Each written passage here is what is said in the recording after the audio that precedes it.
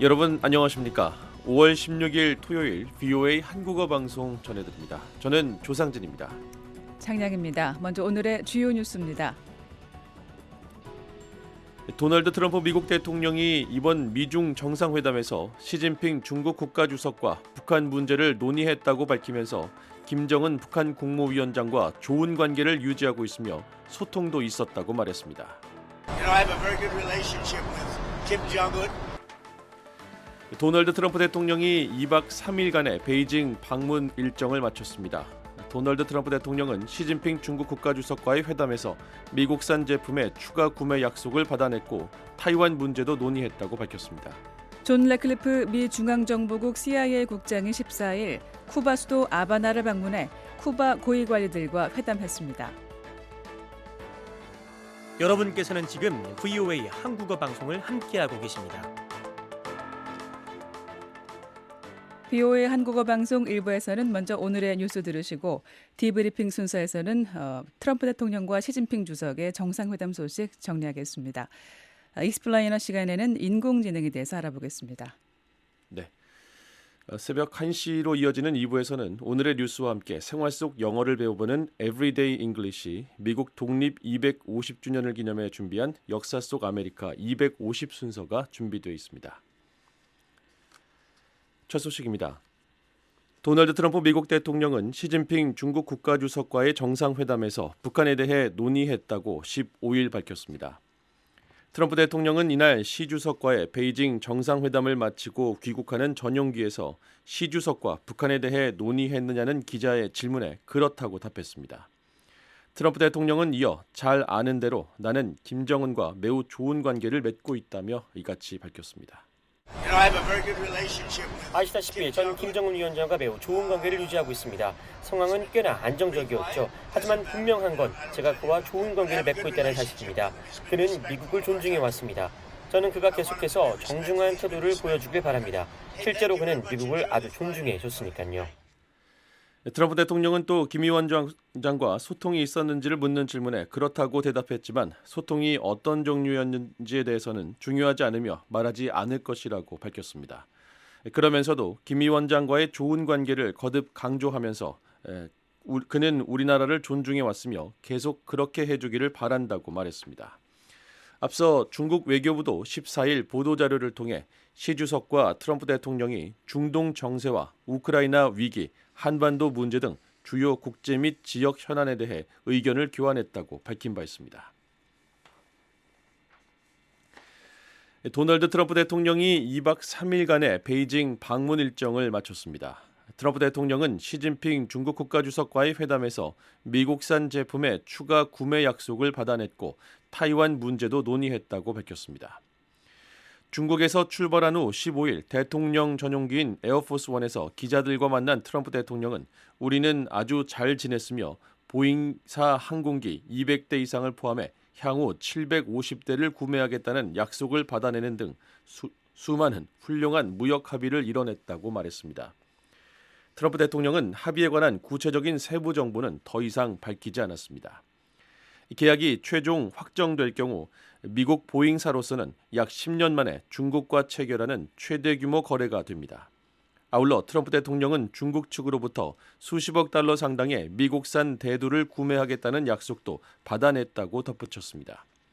이와 관련해 베이징 당국의 즉각적인 입장 표명은 나오지 않았습니다.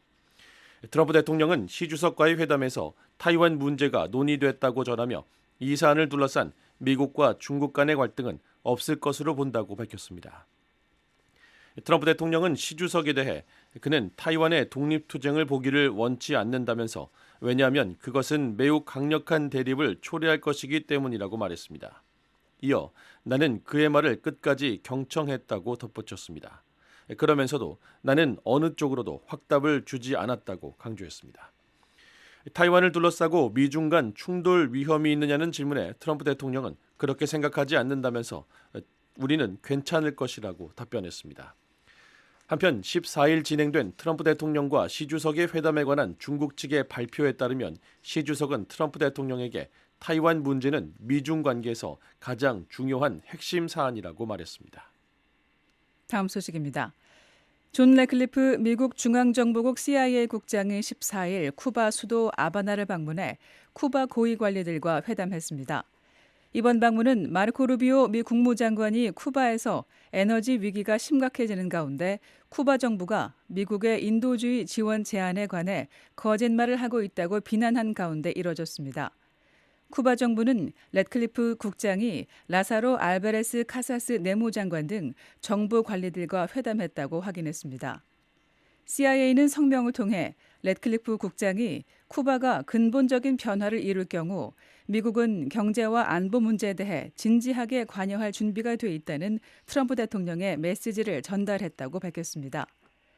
쿠바 측은 성명에서 양측이 법 집행 분야에서 양자 협력에 관심을 표명했다고 밝혔습니다. 또 자국은 미국 국가 안보에 어떤 위협도 가하지 않는다고 강조했습니다.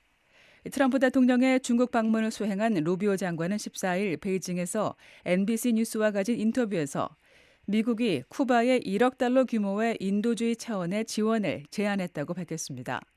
단 지원 조건이 있다며 가톨릭 교회와 같은 비정부 기구를 통해 물자가 배분돼야 한다고 말했습니다. 루비오 장관은 쿠바 정부가 이런 제안이 없었다고 부인한 데 대해 그들은 항상 거짓말을 한다며 쿠바 국민은 지금 당장 자신들을 위해 1억 달러 규모의 식량과 의약품이 준비되어 있다는 사실을 알아야 한다고 강조했습니다. 루비오 장관은 또 쿠바 경제가 제대로 작동하고 있지 않다고 지적했습니다. 다만 미국의 구체적인 대쿠바 계획에 대해서는 자세한 설명을 피한 채 미국은 해안에서 약 155km 떨어진 곳에 실패한 국가가 아니라 번영하는 쿠바가 있기를 원한다고 말했습니다. 여러분께서는 지금 VOA 한국어 방송을 함께하고 계십니다. 다음 소식입니다. 차기 주한 미국 대사로 지명된 미셸 스틸 후보자의 청문회가 오는 20일 미 의회에서 열립니다. 미 상원 외교위원회는 홈페이지를 통해 차기 주한 미국 대사로 지명된 미셸 스틸 후보자의 청문회가 오는 20일 예정돼 있다고 밝혔습니다. 스틸 후보자의 청문회는 마이클 카부키안 주 노르웨이 대사 후보자, 브로크달 국무부 법률고문 후보자 등의 청문회와 함께 진행됩니다. 현재 주한 미국 대사직은 필립 골드버그 전 대사가 임한 이후 1년 넘게 공석인 상태입니다. 스틸 내정자가 인준될 경우 성김 전 대사에 이어서 두 번째 한국계 주한 미국 대사가 됩니다. 해외 주재 대사는 미 헌법에 따라 연방 상원의 청문회와 인준을 받아야 합니다. 청문회 후 상원 본회의의 최종 투표에서 출석 의원 과반수 찬성을 얻으면 상원 인준이 완료되고 이후 대통령이 최종 임명장에 서명하게 됩니다. 6.25 전쟁 당시 중공군의 포로로 붙잡혀 북한에서 강제 노역을 견디다 탈북한 국군 포로 한 명이 15일 별세했습니다. 한국 국방부 차관과 장병들이 찾아 깊은 애도를 표했는데요. 한국 내 탈북 국군 포로 생존자는 5명뿐입니다. 용민우 기자가 보도합니다. 6.25 한국전쟁 당시 중공군의 포로가 돼 끌려간 뒤 북한에 머물다 탈북했던 또 한 명의 국군 포로가 15일 별세했다고 한국 국방부가 발표했습니다. 국방부에 따르면 고인은 한국전쟁 당시인 1953년 강원도 화천에서 중공군에 의해 포로가 됐으며 이후 북한에서 노동자 생활을 하다 지난 2002년 탈북해 한국으로 귀환했습니다.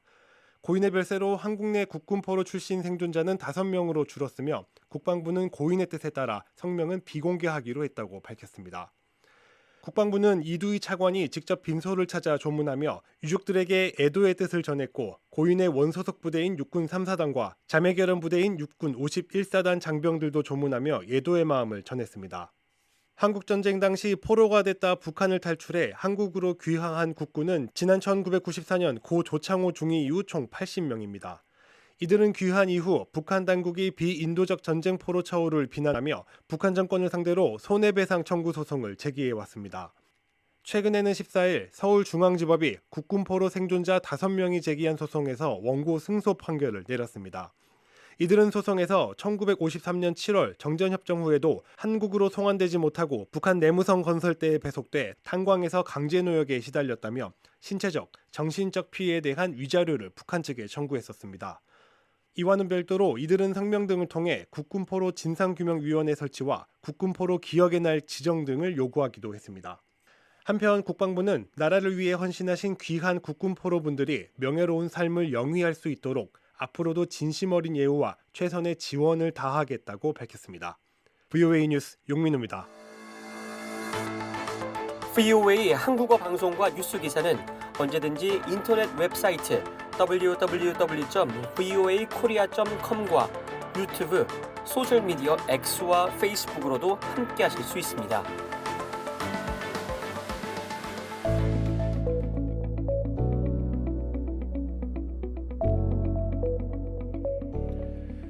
네, 중국을 국빈 방문한 도널드 트럼프 미국 대통령이 베이징 현지 시각으로 15일 시진핑 주석과 이틀째 만남을 갖고 2박 3일간의 방중 일정을 모두 마친 뒤 귀국길에 올랐습니다.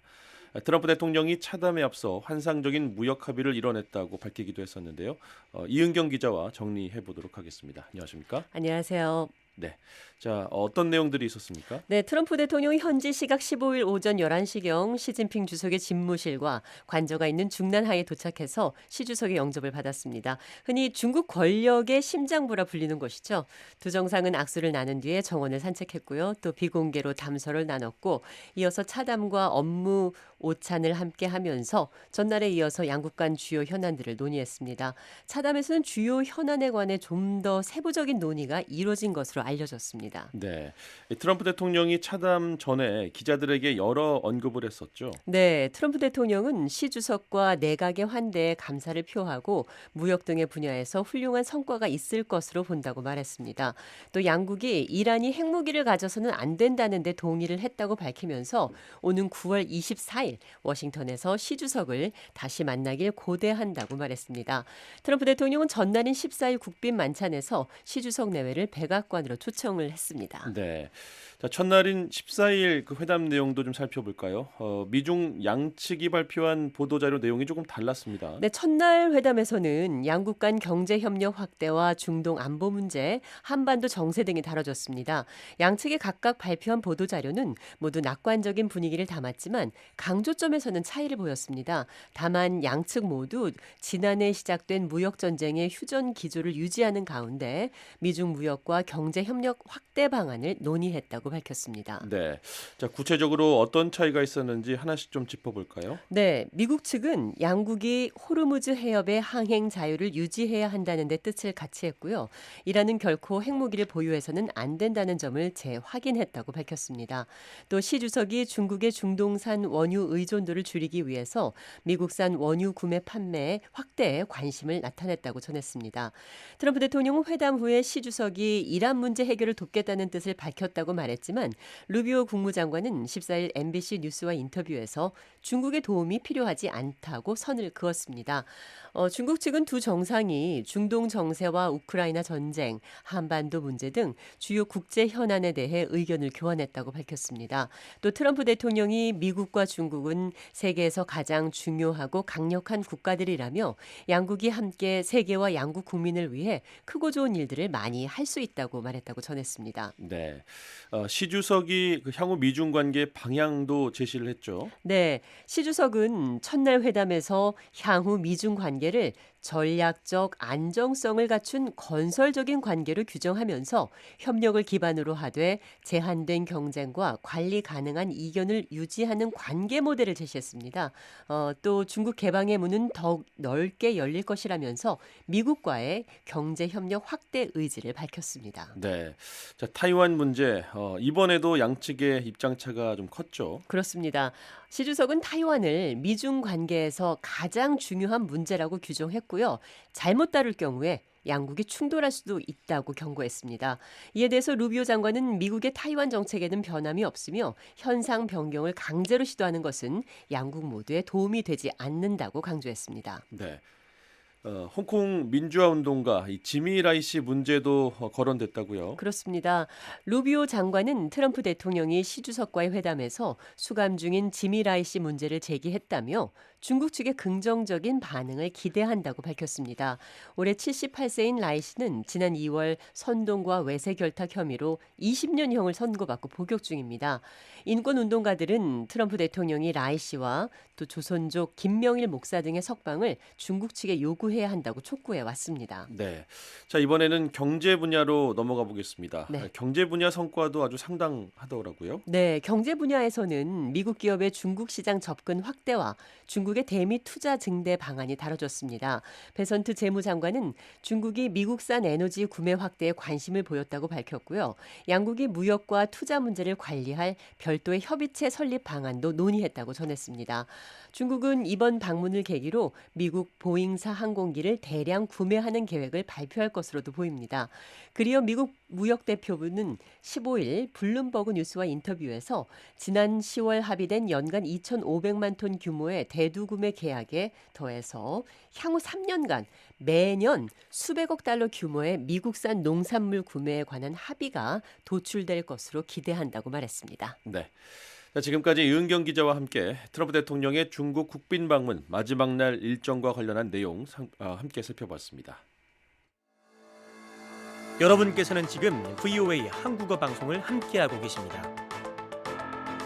자, 이번에는 고명현 한국 국가안보전략연구원 책임연구위원 모시고 함께 미중 정상회담이 한반도에 미치는 영향 또 시사점에 대해서 이야기 나눠보도록 하겠습니다. 자, 고명현 위원님 나와 계시죠? 네, 안녕하세요. 네, 안녕하십니까? 네, 안녕하십니까.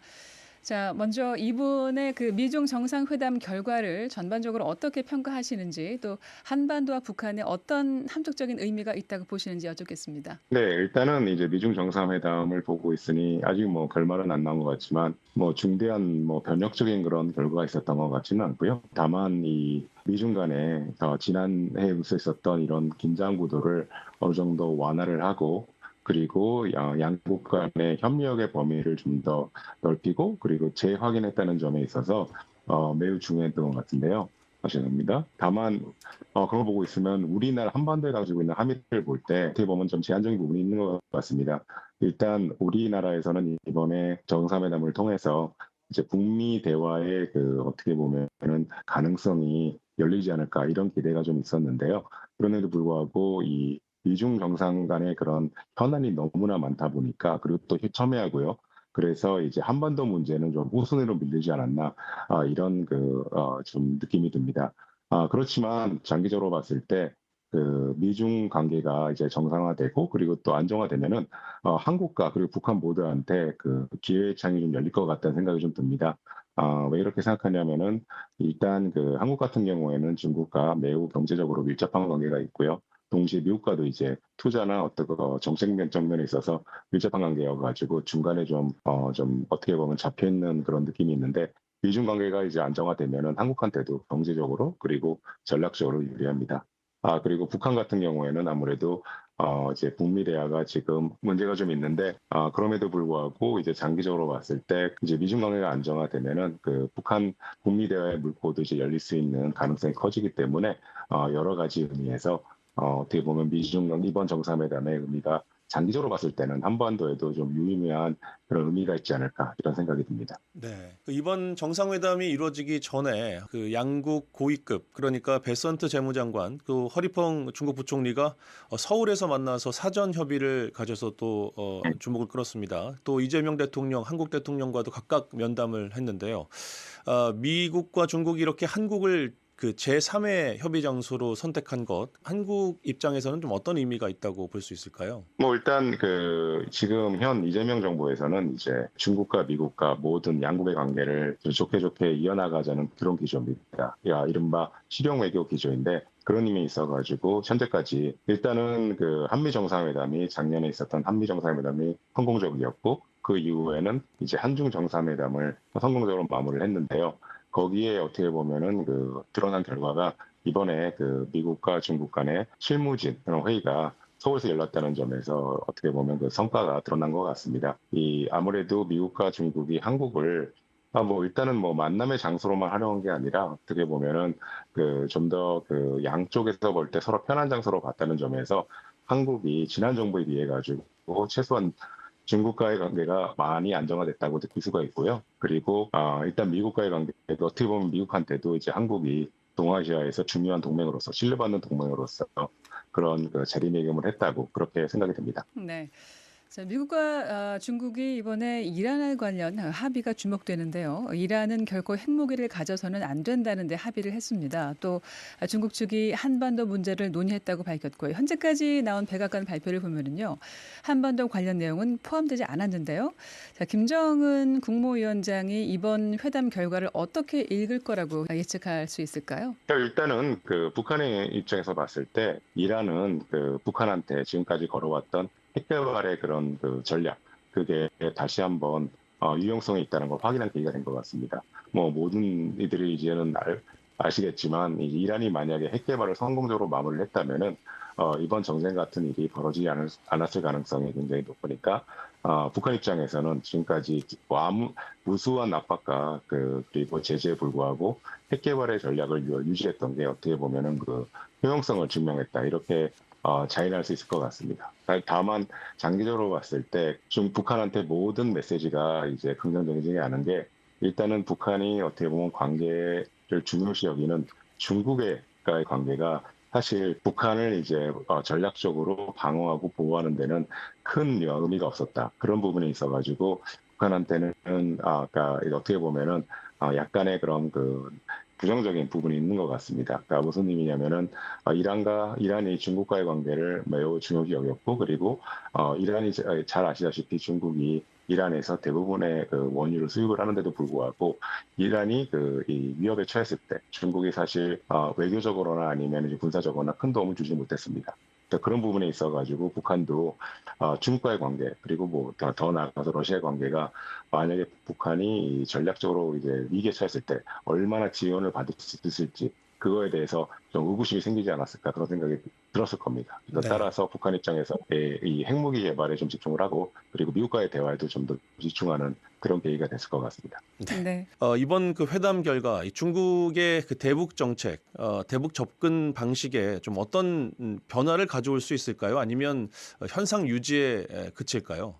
제가 볼 때는 현재로서는 중국한테 북한은 아주 우선순위에 있는 정책이 아닙니다. 그러니까 아시다시피 중국 입장에서는 미국과 현안이 트럼프 행정부가 들어선 다음부터 매년 늘어나는 그런 모습을 보이고 있습니다. 당장 중국한테 시급한 거는 이제 장기적으로 미국과 안정적인 관계의 프레임을 만드는 겁니다.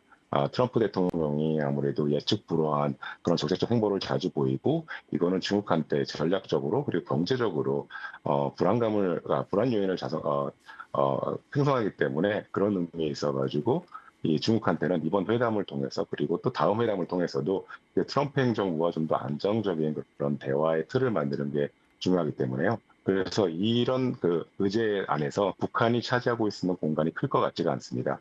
그래서 그렇기 때문에 이 의제로서의 북한은 당분간 중국한테는 중요하지가 않을 가능성이 높습니다. 근데 다만 장기적으로 봤을 때, 중장기적으로 봤을 때 이제 트럼프 행정부의 관계가 안정화가 될 경우에는 그럴 경우는 이제 중국도 이제 북한에 대해서 어떻게 보면은 어떻게 미국과의 관계 개선 그리고 또 미국 측에서도 중국한테 이제 북한과의 대화에 있어서 모종의 역할을 요구할 가능성이 큰데요. 그때는 이제 북한이 다시 한번 중요 의제로 이제 부상할 가능성이 있다고 생각이 됩니다. 네. 미중 협력 분위기가 높아질 때 대북 제재 집행에는 어떤 영향을 미칠 것으로 보시나요? 일단 대북 제재는 사실 이제 미중 현안에 있어가지고 약간 분리된 부분을 모습을 좀 보이고 있는데요. 일단 중국이 대북 제재에 대해서 좀 회의적인 시각을 최근 들어가지고 좀 더 많이 보여주고 있긴 하지만 기본적으로 유엔 차원의 다자간 제재 조치는 좀 준수하는 모습을 보이고 있습니다. 물론 전반적으로 봤을 때 좀 많이 왜곡되고 있고 그리고 훼손되고 있긴 하지만 이 중국이 이제 유엔에서의 자신의 위치를 어떻게 보면은 좀 더 확고히 하기 위해서라도 유엔 안보리에서 통과된 대북 제재 조치는 어느 정도 준수하고 있는 모습을 보이기 때문에 어떻게 보면은 이 그러니까 이번 미정 정상회담의 결과를 떠나서라도 대북 제재가 크게 달라질 가능성은 없을 것 같은데요. 근데 다만 이제 미중 관계가 좀 더 안정화되고 또 다시 한번 말씀드렸다시피 미국과 북미 대화에 좀 더 관심을 가질 경우에는 미국이 지금 어떻게 보면 제재를 대북 제재를 도구화해서 북한에 대한 압박 수단 그리고 대화로 북한을 이끌어내기 위한 이제 수단으로 사용했는데 그때는 이제 중국이 약간 동조할 가능성이 좀 있다고 생각이 됩니다. 어떤 의미냐면은 이제 중국이 지금은 이제 제재를 이제 준수만 하고 강화시키지도 않고 그렇다고 해서 더 어떻게 보면 훼손하지도 않고 있지만 만약에 북한과 이제 미국과의 대화가 좀 더 가능성이 있어 보인다 하면은 그리고 또 미국의 의도를 좀 더 존중한다 하면은 대북 제재에 있어가지고 중국이 좀 더 적극적으로 나설 가능성이 있는데요. 근데 다만 현재로서는 대북 제재가 중국한테는 중요한 의제가 아니기 때문에 당분간은 이 상태로 그대로 유지될 것 같습니다. 네. 트럼프 대통령이 이번 그 정상회담에서 곧바로 시진핑 주석을 다시 백악관으로 초청을 했습니다. 답방을 요청을 했는데 9월에 이제 백악관으로 초청을 했습니다. 2차 정상회담이 이렇게 예정된 상황에서 북한이 그 사이에 어떤 행보를 취할 것으로 예상이 되는지 혹시 도발 가능성도 있을까요? 제가 볼 땐 지금까지 북한이 보여준 행보를 보고 있으면은 올해 큰 도발이 있을 가능성은 낮다고 생각됩니다. 일단 북한 입장에서는 지금 지금 어떻게 안정화된 북중 관계 그리고 지금 최근 밀접해진 러시아의 관계에 좀 더 치중할 필요성이 있는 것 같고요. 특히 북한이 최근에 들어가지고 새로운 이제 헌법을 이렇게 공표를 하고 그리고 이제 남북 관계에 대해서 어떻게 보면은 재성찰을 하고 싶은 그런 모습을 보이고 있습니다. 그런 환경을 보고 있으면은 대외 환경이 북한한테 좀 유리한 상황이기 때문에 지금 북한 입장에서는 도발을 통해 가지고 판을 흔드는 그런 동기가 클 것 같지는 않습니다. 그래서 당분간은 북한이 안정적인 그런 스탠스를 유지하면서 지금까지 저희가 보았던 이제 중요 국가들인 뭐 중국 그리고 러시아 그리고 미국도 포함해가지고 그 관계를 좀 더 다져가는 그런 행동을 보이지 않을까 그런 생각이 들고요. 특히 우리가 주시해야 될 부분은 남북 관계에 있어가지고 북한이 좀 더 긍정적으로 아주 조심스럽지만 아주 약간씩이라도 좀 더 긍정적인 모습을 보이고 있기 때문에 그런 의미에 있어가지고 그쪽에서 저희가 좀 더 예의주시할 필요가 있다고 생각이 됩니다. 네. 자, 감사합니다. 지금까지 고명현 한국국가안보전략연구원 책임연구위원과 미중 정상회담의 한반도 시사점에 대해서 이야기 나눠봤습니다. VOA 한국어 방송과 뉴스 기사는 언제든지 인터넷 웹사이트 www.voakorea.com과 유튜브, 소셜미디어 X와 페이스북으로도 함께하실 수 있습니다. 북한 연계 해킹 조직이 지난해 가상자산 20억 달러 이상을 탈취해 전년 대비 51% 급증한 것으로 나타났으며 공격 횟수는 줄었지만 고가치 표적에 집중하는 방식으로 수익을 대폭 늘린 것으로 분석된다고 미국의 사이버 보안업체 크라우드 스트라이크가 밝혔습니다. 크라우드 스트라이크는 14일 발간한 2026 금융 서비스 위협 현황 보고서에서 북한 연계 해킹 조직이 달러 기준 탈취 규모 면에서 가상자산 이용자를 겨냥한 가장 큰 위협 집단으로 남아있다고 밝혔습니다. 특히 2024년과 비교해 북한 연계 공격자들은 더 적은 캠페인을 수행했지만 고가치 표적에 집중함으로써 지난해 훨씬 높은 수익을 올렸다며 탈취한 수익은 거의 확실히 세탁 과정을 거쳐 북한 정권의 군사 프로그램으로 자금으로 사용된다고 밝혔습니다. 한국이 미국 군사 기지 주둔에 대해 세계에서 가장 높은 수준의 지지를 보이는 국가 가운데 하나로 나타났습니다. 여론조사 기관 니라 데이터와 민주주의 재단 연합이 최근 발표한 민주주의 인식지수 2026 보고서에 따르면 조사 대상 97개 가운데 미국 군사 기지 주둔에 대한 찬성 여론이 반대보다 높은 국가는 한국과 폴란드, 이스라엘, 푸에르토리코 등 4개 나라와 지역뿐이었습니다. 베이징에서 열린 도널드 트럼프 미국 대통령과 시진핑 중국 국가주석 간 정상회담이 마무리된 가운데 국제 유가가 급등하면서 15일 세계 증시는 하락하고 미국 국채 수익률은 상승하고 있습니다.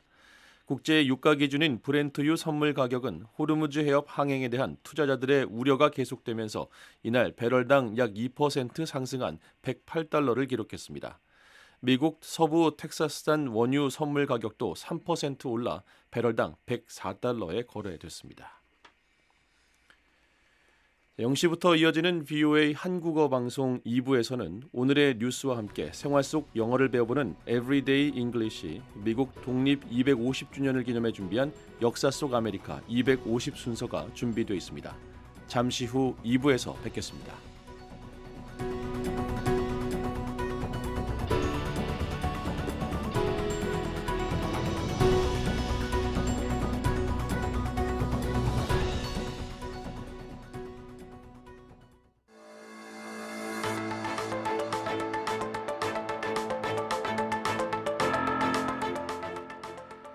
여러분 안녕하십니까? 5월 16일 토요일 VOA 한국어 방송입니다. 저는 조상진입니다. 장량입니다. 먼저 오늘의 주요 뉴스입니다. 도널드 트럼프 미국 대통령이 이번 미중 정상회담에서 시진핑 중국 국가주석과 북한 문제를 논의했다고 밝히면서 김정은 북한 국무위원장과 좋은 관계를 유지하고 있으며 소통도 있었다고 말했습니다. I have a very good relationship with Kim Jong-un. 도널드 트럼프 대통령이 베이징 방문 일정을 마쳤습니다. 트럼프 대통령은 시진핑 중국 국가주석과의 회담에서 미국산 제품의 추가 구매 약속을 받아냈고 타이완 문제도 논의했다고 밝혔습니다. 존 레클리프 미국 중앙정보국 CIA 국장이 14일 쿠바 수도 아바나를 방문해 쿠바 고위 관리들과 회담했습니다. 여러분께서는 지금 VOA 한국어 방송을 함께하고 계십니다. VOA 한국어 방송 2부에서는 오늘의 주요 뉴스와 함께 생활 속 영어를 배워보는 Everyday English, 미국 독립 250주년을 기념해 준비한 역사 속 아메리카 250 순서 준비되어 있습니다. 첫 소식입니다. 도널드 트럼프 미국 대통령은 시진핑 중국 국가주석과의 정상회담에서 북한에 대해 논의했다고 15일 밝혔습니다. 트럼프 대통령은 이날 시 주석과의 베이징 정상회담을 마치고 귀국하는 전용기에서 시 주석과 북한 문제에 대해 논의했느냐는 기자의 질문에 그렇다고 답했습니다. I have a very good relationship with 아시다시피 전 김정은 위원장과 매우 좋은 관계를 유지하고 있습니다. 상황은 꽤나 안정적이었죠. 하지만 분명한 건 제가 그와 좋은 관계를 맺고 있다는 사실입니다. 그는 미국을 존중해 왔습니다. 저는 그가 계속해서 정중한 태도를 보여주길 바랍니다. 실제로 그는 미국을 아주 존중해 줬으니까요. 트럼프 대통령은 또 김 위원장과 소통이 있었는지 묻는 질문에 그렇다고 대답했지만 어떤 종류의 소통이었는지에 대해서는 중요하지 않으며 말하지 않을 것이라고 밝혔습니다. 그러면서도 김 위원장과의 좋은 관계를 거듭 강조하면서 그는 우리나라를 존중해 왔으며 계속 그렇게 해주기를 바란다고 말했습니다. 앞서 중국 외교부도 14일 보도자료를 통해 시 주석과 트럼프 대통령이 중동 정세와 우크라이나 위기, 한반도 문제 등 주요 국제 및 지역 현안에 대해 의견을 교환했다고 밝힌 바 있습니다. 반면 백악관은 14일 미중 정상회담 후 발표한 보도자료에서 북한 문제를 포함하지 않았습니다. 앞서 백악관은 정상회담을 앞둔 지난 8일 VOA에 트럼프 대통령은 전제 조건 없이 언제든지 김정은과 만날 용의가 있다고 밝힌 바 있습니다. 트럼프 대통령은 2박 3일간의 베이징 방문 일정을 마쳤습니다. 트럼프 대통령은 시진핑 중국 국가주석과의 회담에서 미국산 제품의 추가 구매 약속을 받아냈고 타이완 문제도 논의했다고 밝혔습니다. 중국에서 출발한 후 15일 대통령 전용기인 에어포스원에서 기자들과 만난 트럼프 대통령은 우리는 아주 잘 지냈으며 보잉사 항공기 200대 이상을 포함해 향후 750대를 구매하겠다는 약속을 받아내는 등 수많은 훌륭한 무역 합의를 해냈다고 말했습니다. 트럼프 대통령은 합의에 관한 구체적인 세부 정보는 더 이상 밝히지 않았습니다. 계약이 최종 확정될 경우 미국 보잉사로서는 약 10년 만에 중국과 체결하는 최대 규모의 거래가 됩니다. 아울러 트럼프 대통령은 중국 측으로부터 수십억 달러 상당의 미국산 대두를 구매하겠다는 약속도 받아냈다고 덧붙였습니다. 이와 관련해 베이징 당국의 즉각적인 입장 표명은 나오지 않았습니다. 트럼프 대통령은 시 주석과의 회담에서 타이완 문제가 논의됐다고 전하며 이 사안을 둘러싼 미국과 중국 간의 갈등은 없을 것으로 본다고 밝혔습니다. 다음 소식입니다. 존 레클리프 미국 중앙정보국 국장이 14일 쿠바 수도 아바나를 방문해 쿠바 고위 관리들과 회담했습니다. 이번 방문은 마르코 루비오 미 국무장관이 쿠바에서 에너지 위기가 심각해지는 가운데 쿠바 정부가 미국의 인도주의 지원 제안에 관해 거짓말을 하고 있다고 비난한 가운데 이뤄졌습니다. 쿠바 정부는 레클리프 국장이 라사로 알바레스 카사스 내무장관 등 정부 관리들과 회담했다고 확인했습니다. CIA는 성명을 통해 레클리프 국장이 쿠바가 근본적인 변화를 이룰 경우 미국은 경제와 안보 문제에 대해 진지하게 관여할 준비가 돼 있다는 트럼프 대통령의 메시지를 전달했다고 밝혔습니다. 쿠바 측은 성명에서 양측이 법 집행 분야에서 양자 협력에 관심을 표명했다고 밝혔습니다. 자국은 미국 국가 안보에 어떤 위협도 가하지 않는다고 강조했습니다. 트럼프 대통령의 중국 방문을 수행한 루비오 장관은 14일 베이징에서 NBC 뉴스와 가진 인터뷰에서 미국이 쿠바에 1억 달러 규모의 인도주의 차원의 지원을 제안했다고 밝혔습니다. 단 지원 조건이 있다며 가톨릭 교회 같은 비정부 기구를 통해 물자가 배분돼야 한다고 말했습니다. 여러분께서는 지금 VOA 한국어 방송을 함께하고 계십니다. 다음 소식입니다. 차기 주한 미국 대사로 지명된 미셸 스틸 후보자의 청문회가 오는 20일 미 의회에서 열립니다. 미 상원 외교위원회는 홈페이지를 통해 차기 주한 미국 대사로 지명된 미셸 스틸 후보자의 청문회가 오는 20일 예정돼 있다고 밝혔습니다. 스틸 후보자의 청문회는 마이클 카보키안 주 노르웨이 대사 후보자, 브로크달 국무부 법률 고문 후보자 등의 청문회와 함께 진행됩니다. 현재 주한 미국 대사직은 필립 골드버그 전 대사가 임한 이후 1년 넘게 공석인 상태입니다. 스틸 내정자가 인준될 경우 성김 전 대사에 이어 두 번째 한국계 주한 미국 대사가 됩니다. 해외 주재 대사는 미 헌법에 따라 연방 상원의 청문회와 인준을 받아야 합니다. 청문회 후 상원 본회의의 최종 투표에서 출석 의원 과반수의 찬성을 얻으면 상원 인준이 완료되고 이후 대통령이 최종 임명장에 서명하게 됩니다. 1955년 한국 서울에서 태어난 스틸 후보자는 미국으로 이주한 뒤 2006년 캘리포니아주 조세 형평위원회 선거에서 공화당 후보로 당선되며 정계에 입문했습니다. 2020년 연방 하원 의원으로 당선되고 연임에 성공했으나 2024년 3선에 실패한 뒤 2026년 4월 13일 도널드 트럼프 대통령에 의해 주한 미국 대사로 지명됐습니다. 이번 청문회 이후 인준안이 통과되면 스틸 후보자는 이르면 6월 중 서울에 부임할 것으로 예상됩니다. 6.25 전쟁 당시 중공군의 포로로 붙잡혀 북한에서 강제 노역을 견디다 탈북한 국군 포로 1명이 15일 별세했습니다. 한국 국방부 차관과 장병들이 찾아 깊은 애도를 표했는데요. 한국 내 탈북 국군 포로 생존자는 5명뿐입니다. 용민우 기자가 보도합니다. 6.25 한국전쟁 당시 중공군의 포로가 돼 끌려간 뒤 북한에 머물다 탈북했던 또 한 명의 국군 포로가 15일 별세했다고 한국 국방부가 발표했습니다. 국방부에 따르면 고인은 한국전쟁 당시인 1953년 강원도 화천에서 중공군에 의해 포로가 됐으며 이후 북한에서 노동자 생활을 하다 지난 2002년 탈북해 한국으로 귀환했습니다. 고인의 별세로 한국 내 국군 포로 출신 생존자는 5명으로 줄었으며 국방부는 고인의 뜻에 따라 성명은 비공개하기로 했다고 밝혔습니다. 국방부는 이두희 차관이 직접 빈소를 찾아 조문하며 유족들에게 애도의 뜻을 전했고 고인의 원소속 부대인 육군 3사단과 자매결연 부대인 육군 51사단 장병들도 조문하며 애도의 마음을 전했습니다. 한국전쟁 당시 포로가 됐다 북한을 탈출해 한국으로 귀화한 국군은 지난 1994년 고 조창호 중위 이후 총 80명입니다. 이들은 귀환 이후 북한 당국이 비인도적 전쟁 포로 처우를 비난하며 북한 정권을 상대로 손해배상 청구 소송을 제기해왔습니다. 최근에는 14일 서울중앙지법이 국군 포로 생존자 5명이 제기한 소송에서 원고 승소 판결을 내렸습니다. 이들은 소송에서 1953년 7월 정전협정 후에도 한국으로 송환되지 못하고 북한 내무성 건설대에 배속돼 탄광에서 강제노역에 시달렸다며 신체적, 정신적 피해에 대한 위자료를 북한 측에 청구했었습니다. 이와는 별도로 이들은 성명 등을 통해 국군포로 진상규명위원회 설치와 국군포로 기억의 날 지정 등을 요구하기도 했습니다. 한편 국방부는 나라를 위해 헌신하신 귀한 국군 포로분들이 명예로운 삶을 영위할 수 있도록 앞으로도 진심 어린 예우와 최선의 지원을 다하겠다고 밝혔습니다. VOA 뉴스 용민우입니다.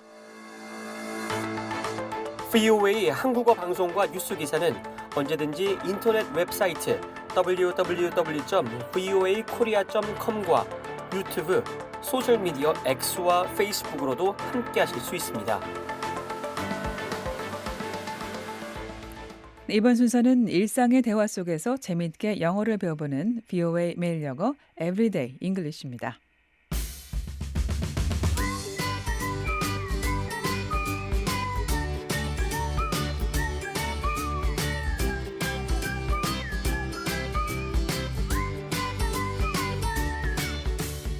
안녕하세요. 회화와 문법을 동시에 공부하는 Everyday English, VOA 매일 영어 진행의 이은경입니다. 오늘은 쉬운 일이 아니라는 표현 배워보도록 하겠습니다. 대화 들어보시죠. John, I wish I could trade my job with yours. Oh, really? You think you want to switch with me? Yeah, I wish I could travel to a different country once a month. Trust me, it's no picnic. I'm telling you, my job is no picnic. Oh, what makes it so tough? There's a ton of paperwork to wade through, mandatory trainings to complete, and various exams to pass just to get those certifications. And don't even get me started on the endless reports I have to submit. Plus, there's the constant juggling act of managing people here while also keeping an eye on things from afar.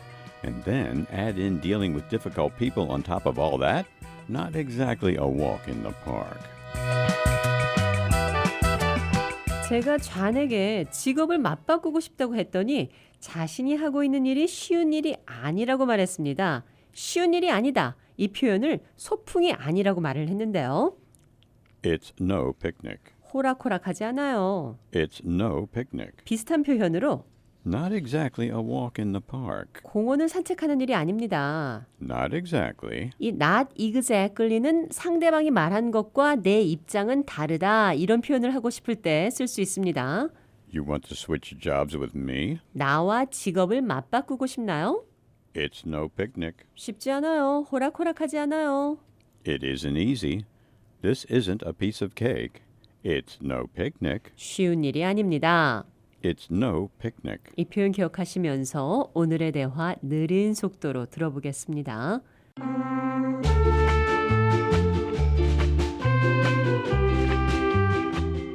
I wish I could trade my job with yours. Oh, really? You think you want to switch with me? Yes, I wish I could travel to a different country once a month. Trust me, it's no picnic. I'm telling you, my job is no picnic. What makes it so tough? There's a ton of paperwork to wade through, mandatory trainings to complete, and various exams to pass just to get those certifications. And don't even get me started on the endless reports I have to submit. Plus, there's the constant juggling act of managing people here while also keeping an eye on things from afar. And then add in dealing with difficult people on top of all that? Not exactly a walk in the park. 대화 해석해 보겠습니다. I wish I could trade my job with yours. 당신과 직업을 바꾸면 좋을 것 같아요. I wish I could travel to a different country once a month. 나도 한 달에 한 번씩 다른 나라로 여행을 갈 수 있다면 좋겠어요. Trust me, it's no picnic. 나 믿으세요. 이건 정말 쉬운 일이 아닙니다. I'm telling you, my job is no picnic. I'm telling you, 정말입니다. 진짜입니다. I'm telling you, I'm telling you 뒤에 나오는 문장을 강조할 때 쓸 수 있습니다. I'm telling you, my job is no picnic. 정말 내가 하는 일은 호락호락하지 않아요. Not exactly a walk in the park. 공원을 산책하는 일 같은 게 전혀 아닙니다. Not exactly a walk in the park. It's no picnic. 쉽지 않은 일, 이 표현 기억하시면서 오늘의 대화 한 번 더 들어보겠습니다.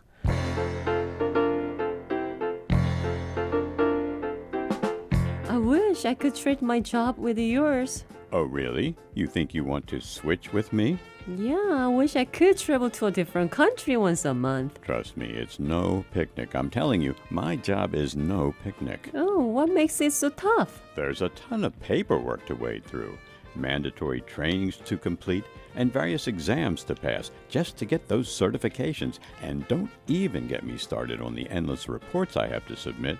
Plus, there's the constant juggling act of managing people here while also keeping an eye on things from afar. And then add in dealing with difficult people on top of all that. Not exactly a walk in the park. Everyday English, 뷰의 매일 영어. 오늘은 It's no picnic. 쉽지 않은 일, Not exactly a walk in the park. 호락호락하지 않은 일을 영어로 표현해봤습니다. 여러분께서는 지금 VOA 한국어 방송을 함께하고 계십니다. 다음 소식입니다. 북한 연계 해킹 조직이 지난해 가상자산 20억 달러 이상을 탈취해 전년 대비 51% 급증한 것으로 나타났으며 공격 횟수는 줄었지만 고가치 표적에 집중하는 방식으로 수익을 대폭 늘린 것으로 분석된다고 미국의 사이버 보안업체 크라우드 스트라이크가 밝혔습니다. 크라우드 스트라이크는 14일 발간한 2026 금융 서비스 위협 현황 보고서에서 북한 연계 해킹 조직이 달러 기준 탈취 규모 면에서 가상자산 이용자를 겨냥한 가장 큰 위협 집단으로 남아있다고 밝혔습니다. 특히 2024년과 비교해 북한 연계 공격자들은 더 적은 캠페인을 수행했지만 고가치 표적에 집중함으로써 지난해 훨씬 높은 수익을 올렸다며 탈취한 수익은 거의 확실히 세탁 과정을 거쳐 북한 정권의 군사 프로그램 자금으로 사용되고 있다고 밝혔습니다. 북한 연계 해킹 조직은 지난해 2월 세계 최대 가상자산 거래소 중 하나인 바이비트에서 15억 달러를 탈취한 사건을 배후로 지목됐으며 이는 역대 단일 가상자산 해킹으로는 최대 규모입니다. 한편 크라우드 스트라이크는 이번 보고서에서 북한 해킹 조직이 가상자산을 집중 표적으로 삼는 이유에 대해 탈취한 자금을 전통적인 금융 시스템보다 높은 수준의 익명성으로 현금화하고 이전할 수 있기 때문이라고 분석했습니다.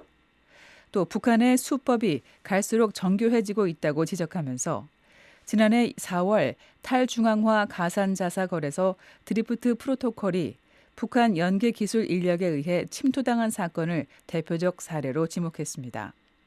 보고서는 북한 해킹 조직이 주요 가상자산 컨퍼런스에서 개발팀과 처음 접촉한 뒤 6개월에 걸쳐 신뢰 관계를 쌓은 다음 악성 코드를 심어 2억 8천만 달러의 손실을 입혔다고 밝혔습니다.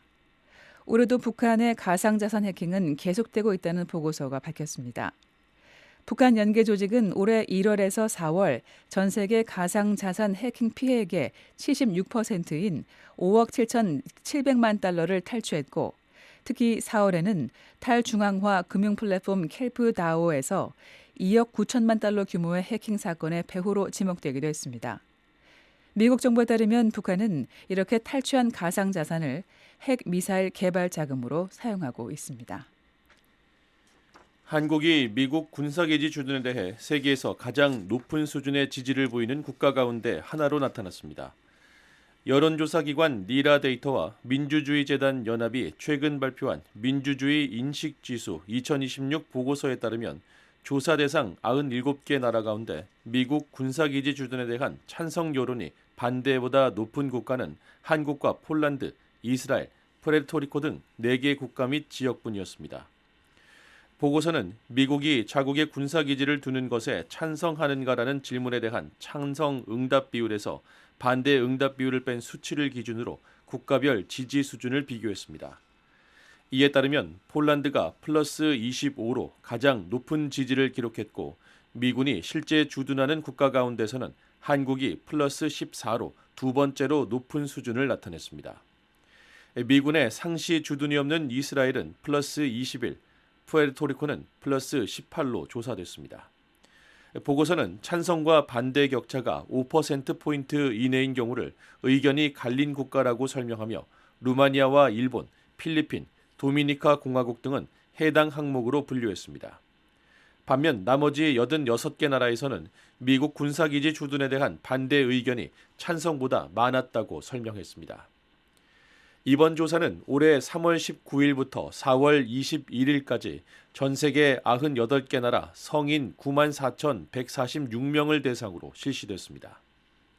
보고서는 안보와 국방, 민주주의, 국제 분쟁 등에 관한 인식을 조사했으며 국가별 대표 표본을 반영해 결과를 산출했다고 설명했습니다. 베이징에서 열린 도널드 트럼프 미국 대통령과 시진핑 중국 국가주석 간 정상회담이 마무리된 가운데 국제 유가가 급등하면서 15일 세계 증시는 하락하고 미국 국채 수익률은 상승하고 있습니다. 국제 유가 기준인 브렌트유 선물 가격은 호르무즈 해협 항행에 대한 투자자들의 우려가 계속되면서 이날 배럴당 약 2% 상승한 108달러를 기록했습니다. 미국 서부 텍사스단 원유 선물 가격도 3% 올라 배럴당 104달러에 거래됐습니다. 미국 측 정상회담 결과 자료에 따르면 트럼프 대통령과 시 주석은 호르무즈 해협이 모든 국가에 개방돼 있어야 하며 이란이 해당 해상 항로 이용과 관련한 대가를 받아서는 안 된다는데 의견을 같이 했습니다. 또 스콧 베센트 미국 재무장관은 CNBC 방송과의 인터뷰에서 양측이 중국의 미국산 에너지 구매 확대 문제를 논의했다면서 알래스카 생산분이 중국의 자연스러운 선택지가 될 것이라고 말했습니다. 국제 증시도 유가와 석유 제품 가격 급등의 영향으로 하락했습니다. 한국 코스피 지수는 6% 넘게 하락했고 일본 니케이 225 지수도 4월 생산자 물가 상승 여파로 큰 폭으로 떨어졌습니다. 미국 증시 선물도 일제히 하락했습니다. S&P 500 선물은 1.2%, 기술주 중심의 나스닥 100 선물은 1.6% 하락했고 다우존스 산업평균지수 선물도 0.9%, 약 440포인트 떨어졌습니다. 반면 유가 상승이 인플레이션 우려를 자극하면서 벤치마크인 10년 만기 미국 국채 수익률은 거의 1년 만에 최고 수준인 4.5%를 기록했습니다. 이번 주 발표된 여러 경제 지표에서도 중동 분쟁으로 높은 유가가 지속되면서 인플레이션 압력이 다시 커지고 있는 것으로 나타났습니다. 미국 내 휘발유 가격도 여전히 높은 수준을 유지하고 있습니다. 미국 자동차협회에 따르면 이번 주 미국의 일반 휘발유 평균 가격은 갤런당 4달러 65센트로 분쟁 이전의 3달러 미만보다 크게 오른 상태입니다. 트럼프 대통령은 12일 이란과의 분쟁으로 연료 가격이 급등한 것과 관련해 연방 휘발유세 일시 중단을 지지한다고 밝혔습니다. 그러면서 분쟁이 끝나면 휘발유 가격이 돌처럼 급락할 것이라고 말했습니다. 사실상 폐쇄 상태에 들어간 호르무즈 해협은 전 세계 자원 수송에 심각한 영향을 미치고 있습니다. 이 해협은 전 세계 원유의 20% 이상과 액화 천연가스 LNG의 20%가 통과하는 핵심 요충지로 대부분 아시아 지역으로 향하는 에너지 수송로 역할을 하고 있습니다. VOA 한국어 방송과 뉴스 기사는 언제든지 인터넷 웹사이트 www.voakorea.com과 유튜브, 소셜미디어 X와 페이스북으로도 함께하실 수 있습니다.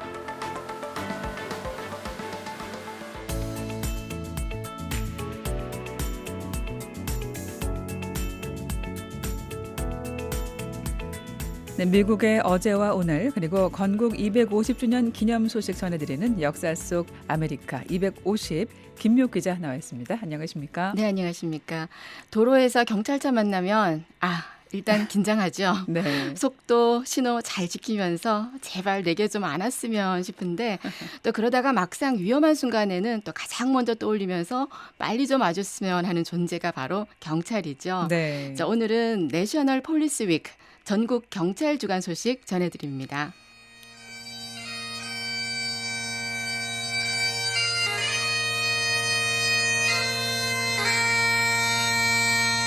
네, 백파이프 연주의 검은 제복과 흰 장갑, 경찰 주간에 볼 수 있는 모습인데요. 매년 5월이면 시민의 안전을 위해 일하다 목숨을 잃은 순직 경찰관들을 기억하고 또 그 가족들을 위로하는 특별 추모 주간이 마련됩니다. 올해는 5월 10일부터 16일까지 이번 주죠. 지금 한창 진행 중인데요. 네. 네, 매년 전국에서 약 2만 5천 명에서 4만 명 정도로 미국 전역에서 제복을 입은 경찰들 또 유가족들이 워싱턴 DC로 모입니다. 네. 그래서였군요. 오늘 아침에 출근을 하다 보니까 다른 주 번호판을 단 경찰차도 보이고요. 경찰 오토바이가 줄지어 있는 모습도 봤는데 바로 경찰 주간 행사 때문에 워싱턴 DC를 찾은 거군요. 네, 그렇습니다. 전국 경찰 주간은 1962년 존 F 케네디 대통령 때 공식 지정됐습니다. 케네디 대통령은 매년 5월 15일을 평화 유지군의 날로 선포했고요. 이날이 포함된 한 주 전체를 이 순직한 경찰 추모 주간으로 정했습니다. 네. 네, 평화 유지군은 군인이 아니라 경찰을 뜻하는 거죠? 네, 맞습니다. 이 미국에서는 경찰과 법 집행기관 요원들을 이 피스 오피서라고 부르는데요. 네. 이 경찰이 단순히 범죄 단속만 하는 게 아니라 지역 사회 질서와 안전을 유지하는 그런 역할을 한다는 의미가 담겨 있습니다. 네. 자, 미국 경찰 잠시 소개드리면요. 연방 경찰과 주 경찰, 또 카운티 경찰, 시경찰로 나뉘어서 각자 다른 조직 체계로 운영되고 있는데요. 현재 경찰 수는 약 80만 명이 넘습니다. 평소에는 각자 소속된 곳에 이렇게 있다가 매년 전국 경찰 주간 이 한 주 동안은 이 순직한 동료를 기억하면서 경찰 오토바이 행렬이 이어지고요. 경찰 밴드가 연주되고 이렇게 워싱턴 DC 전체가 추모 공간이 되고 있습니다. 네. 경찰들이 전국 각지에서 자전거를 타고 오는 행사도 있던데요. 네. 시민들이 또 박수를 치고 환영하고 감사하다고 말하는 것도 본 적이 있습니다. 네, 일종의 자전거 추모 행진인데요. 폴리스 유니티 투어라고 이 경찰들이 미국 여러 주에서 이 자전거를 타고 수백 킬로미터를 달려서 워싱턴 DC에 있는 국립 경찰 추모비까지 들어오는 행사입니다. 1997년 뉴저지 경찰들이 처음 시작했는데 지금은 미국 경찰 문화의 이 대표적인 연례 행사가 됐습니다. 그 뉴저지주에서 자전거 타고 오면 한 3, 4일 정도 걸린다고 하는데요. 올해도 경찰 수천 명이 자전거에 이 순직한 동료 경찰 사진 또 이름 이런 것들을 붙이고 네. 경찰 추모비까지 왔습니다. 네. 이 추모비 주변에는 검은색 리본, 추모 리본도 있고요. 또 푸른색 경찰 추모 깃발이 걸려 있는데 이 순직 경찰관 이름이 새겨진 추모비 앞에서 서로 안고 눈물을 흘리는 모습도 볼 수 있습니다. 네. 이 국립경찰 추모비에 가면 그 검은 대리석 벽에 임무 중에 숨진 경찰관의 이름이 새겨져 있는데 이 경찰 주간에 매년 새롭게 확인된 그 순직 경찰관 이름이 추가되고 있다고요? 네, 그렇습니다. 올해도 순직 경찰 수백 명의 이름이 새롭게 헌정됐습니다. Amazing grace, how sweet the sound. 네, 경찰 주간의 가장 상징적인 순간이 이 촛불 추모식입니다. 네. 참석자 수만 명이 촛불을 든 가운데 각 주별로 나와서요. 자기 주에서 순직한 경찰 이름을 한 명 한 명 이렇게 부르는데요. 이름이 낭독될 때마다 벽에 손을 대기도 하고 또 꽃과 배지를 놓으면서 오열하는 유가족들 모습 보면 참 마음이 숙연해지죠. 네, 네. 정말 그럴 수밖에 없을 것 같습니다. 경찰 주간이 이제 경찰들의 메모리얼 데이라고 할 수 있겠는데요. 그런데 미국 경찰 문화에서는 이렇게 순직한 경찰의 배지 번호 그리고 또 이름을 끝까지 기억하는 게 아주 중요한 전통이라고 들었습니다. 끝까지 기억하겠다 이런 의미로 We will never forget 이런 표현도 있죠. 네, 그렇습니다. 그래서 경찰 유가족을 지원하는 것도 이 행사의 중요한 목적인데요. 유가족 지원 프로그램과 이 심리 상담을 마련하고요. 또 어린 자녀를 둔 유가족을 위한 프로그램도 운영을 해서 같은 아픔을 겪은 가족들이 서로 위로하는 자리가 되고 있습니다. 네. 그런데요, 그 임무 중에 그 수행 중에 숨진 그 폴리스 덕 경찰견들 있지 않습니까? 보통 K9이라고 미국에서 부르는데 이 순직한 경찰견을 위한 행사도 매년 열리고 있다면서요? 네, 경찰 주간에는 위험한 현장을 지켰던 이 경찰견들을 위한 추모제도 있습니다.